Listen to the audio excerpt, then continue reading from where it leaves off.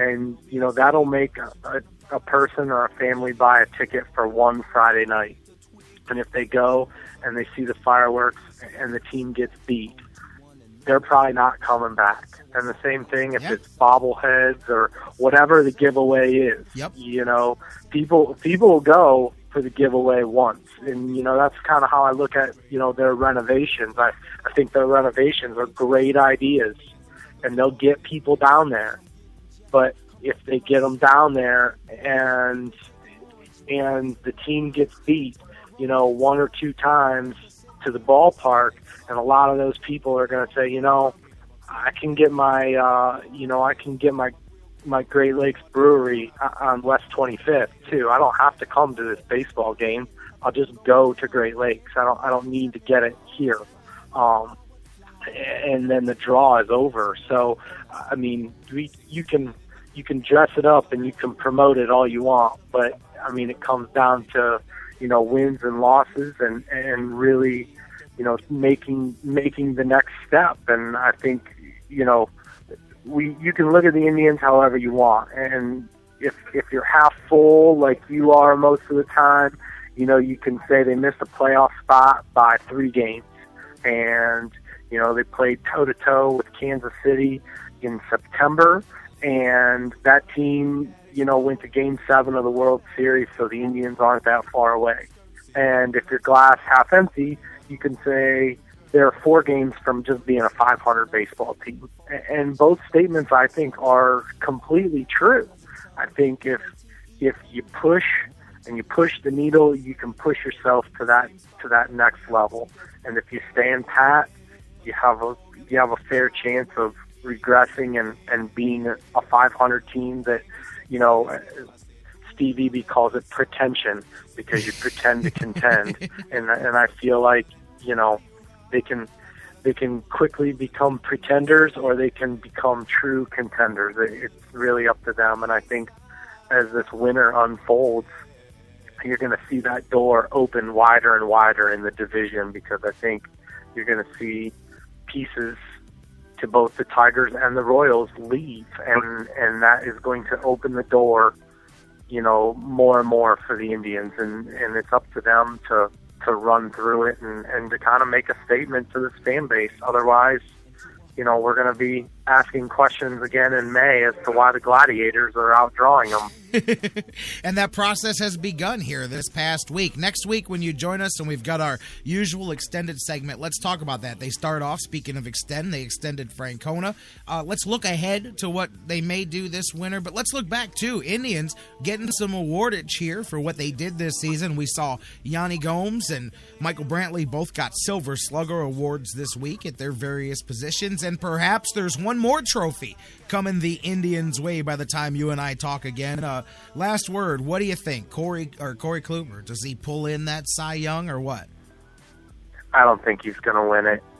If you'd asked me 3-4 weeks ago, I would have said, yeah, I thought he was going to. But just as you see some of the awards come out and some of the other publications, it seems to me that not all, but most of your American League Pitcher of the Year awards are heading towards Felix Hernandez. So I think, we'll see. But if you're asking me, do I think he's going to win it, I'm going to say no. I think if you're a little bit more of a new age statistician kind of guy, all the numbers point towards Corey Kluber. And if you're a little more old school, they point towards Felix Hernandez. And I guess, unfortunately, in this case, we still have a lot of old people voting for awards.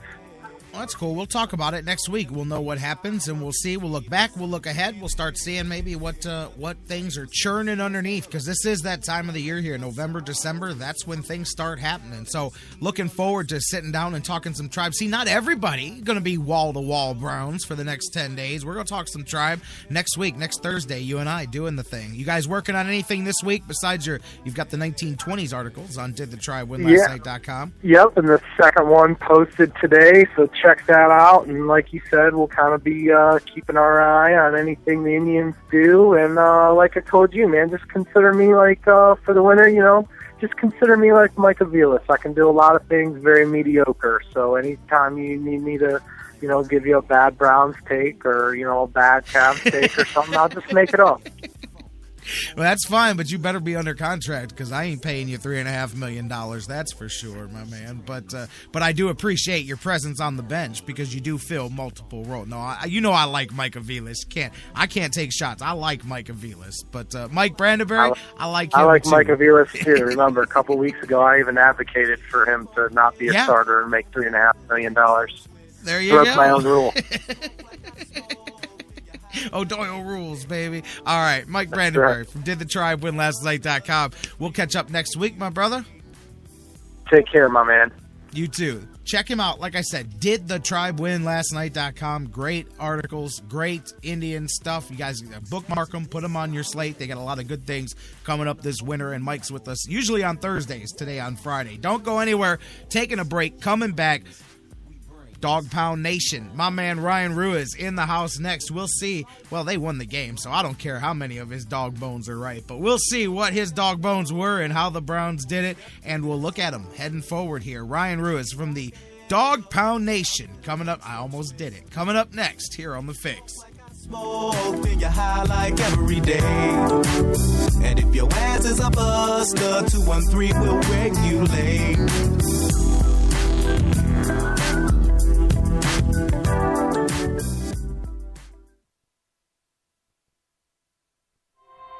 There's something kind of about a kid that's never played baseball.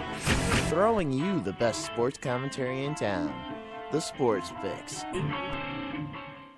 Hey guys, before we go to the break, I want to talk to you a little bit again about our good friends at Harry Buffalo North Olmsted, the UFC, the Ultimate Fighting Championships, some of the hottest fights in the world today. Each and every one of their huge events, Harry Buffalo is one of the few places in Northeast Ohio you can go there and watch each and every UFC fight at the Harry Buffalo. And let me tell you, I've been there. The people are out the door. They are to the rafters. It is one of the craziest environments for some UFC fights. Wing Mondays, they've got great deals on wings and drinks, and every day of the week there's a different special, a different deal. And don't forget the Bison Burger, the unbelievable. It is the combination of a fantastic burger and eating healthy combined into one unbelievable sandwich. You have got to get a Bison Burger while you're there. So whatever you're looking for, whatever day of the week, Monday through Friday, Saturday, Sundays, there's something for you at the Harry Buffalo North Olmsted, just outside Great Northern Mall. Check them out today. Harry Buffalo, join the herd. Portions of the Sports Fix brought to you by GV Art and Design. Find all the hottest Cleveland sports gear online at gvartwork.com or at their brand new store on Detroit Avenue in Lakewood. Sports Fix listeners, like us on Facebook today. Facebook.com/The Sports Fix. Hey, it's Kirk Herbstreit from ESPN. Football has played a big part in my life, but football's also a lot more than just big plays, wins, losses, and championships. Football teaches young people about dedication, sacrifice, teamwork, and overcoming adversity.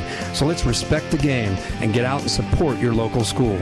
You'll be amazed of all the good things you see happening at Ohio schools. This message brought to you by the Ohio High School Athletic Association and the OHSAA Radio Network.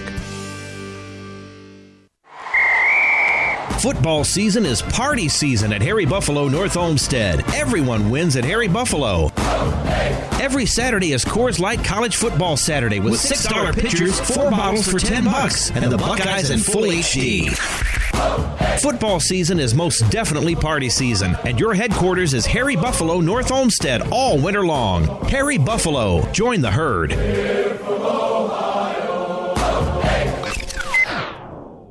Hey everybody, this is Doug Plagans, the voice of the Lake Erie Monsters, and you're listening to the Sports Fix.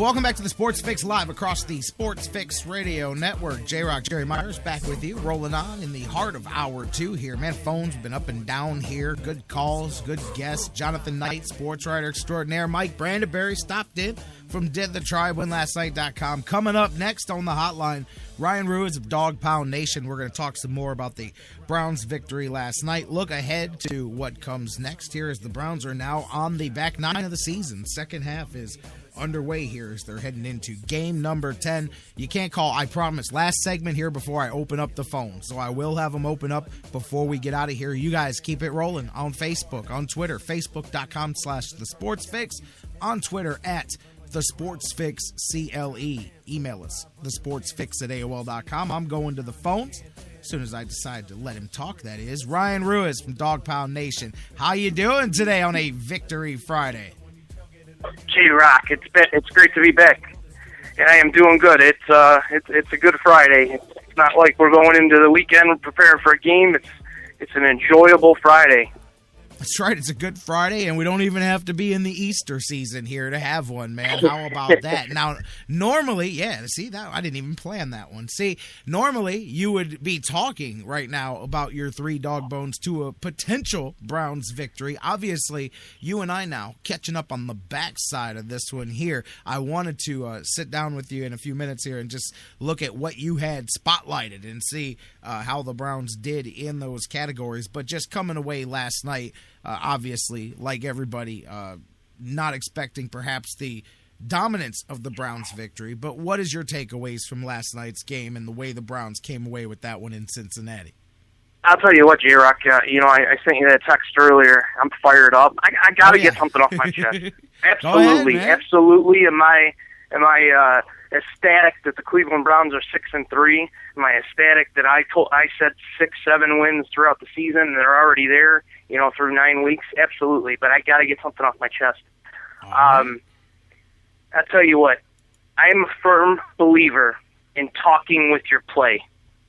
And I got up this morning and I read the comments that Jeremy Hill, the Cincinnati Bengals running back, said.